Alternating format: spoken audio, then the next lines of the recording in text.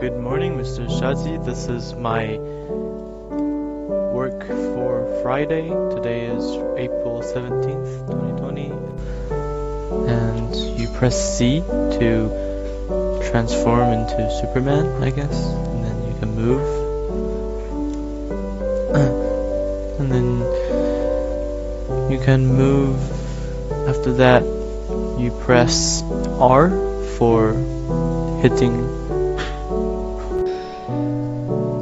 arrow keys to move the Superman in any directions, and when you press the space button, you can shoot X-ray from the Superman's eyes. You see, I can use arrow keys to control the sprite because I added 4 different sprites for each direction. I can shoot the arrows in 4 different directions. Also, A is left, W is up, S is down, and D is right. So that's also because I added